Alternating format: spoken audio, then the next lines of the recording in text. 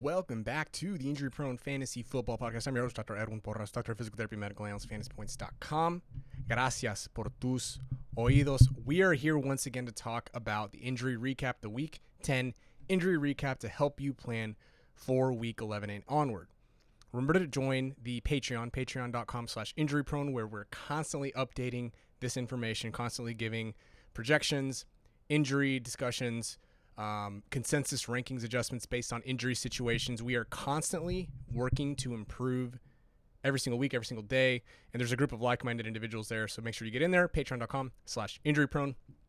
If you want my full Week 10 injury recap and every injury recap at the end of every week, make sure you subscribe to fantasypoints.com too, fantasypoints.com. So now let's get to it. Quite the week.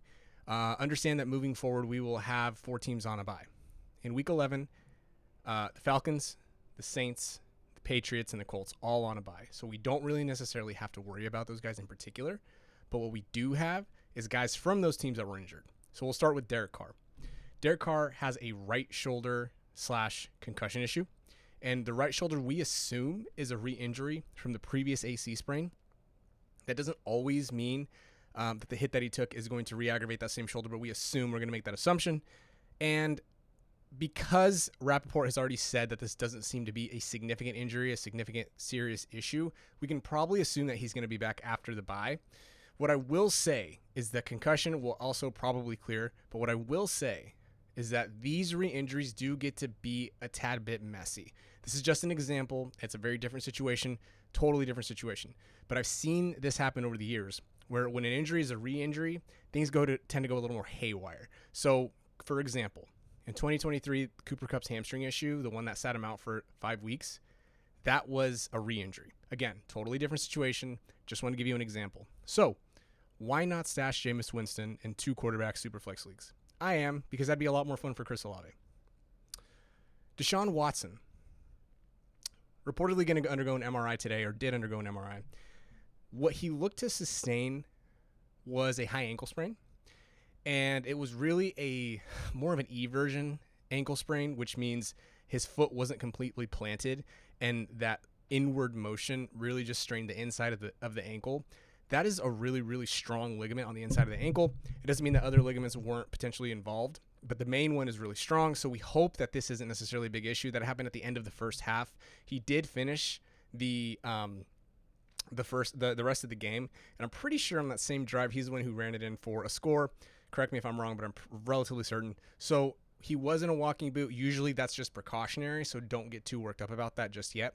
But I do think that this could end up being a blip on the radar for Deshaun Watson. Of course, this is being recorded Monday night before the Monday night game, before any other news comes out. So really there's no move to make. Just sit pat, sit tight on Deshaun Watson.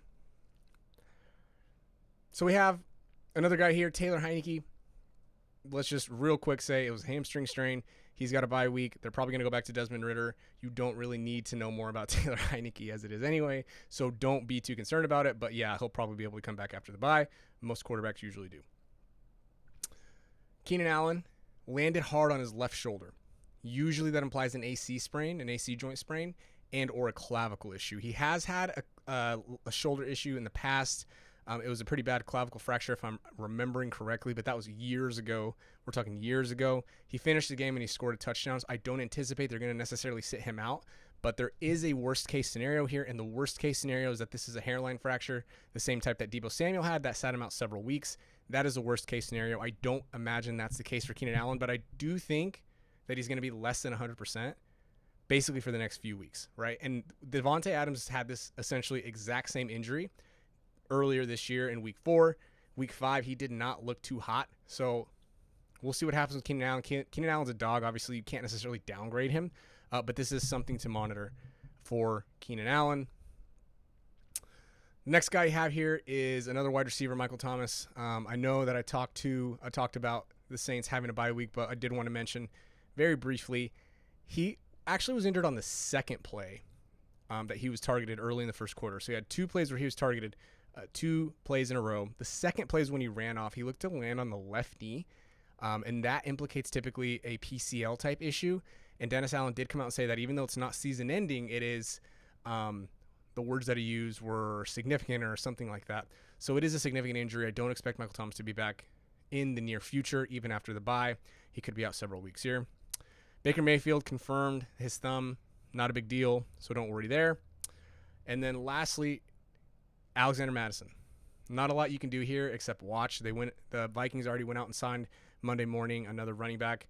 So this is the time for you to go grab Ty Chandler. Mattison did have a concussion in 2020, but theoretically he doesn't necessarily have to worry about that. That won't necessarily impact his availability. At least we don't think, based on the science, that after a couple of years, guys can return at least somewhat to baseline. So that's what we have on Alexander Mattison. It's a watch and see game, but Ty Chandler is worth a pickup. Guys that are probably going to come back this week: Achane, fun. Matthew Stafford, fun for Puka and Cooper Kupp. Justin Jefferson, totally DBD. TBD, not DVD. TBD. Pat Freiermuth is eligible to come off the IR, and Devontae Parker will probably come back since he was practicing last week with a concussion. Now, if you want more on this, if you want more on guys like Justin Fields, I just mentioned Devontae Parker. If you want more on guys like Nico Collins, if you want more on guys like Josh Downs, T. Higgins, what's that recovery going to look like? All those guys, all that is over at the Patreon, patreon.com/injuryprone. Make sure you join now. But that's it. Follow me on Twitter, @FBInjuryDoc. Gracias por tus oídos. Good luck on the waiver streets.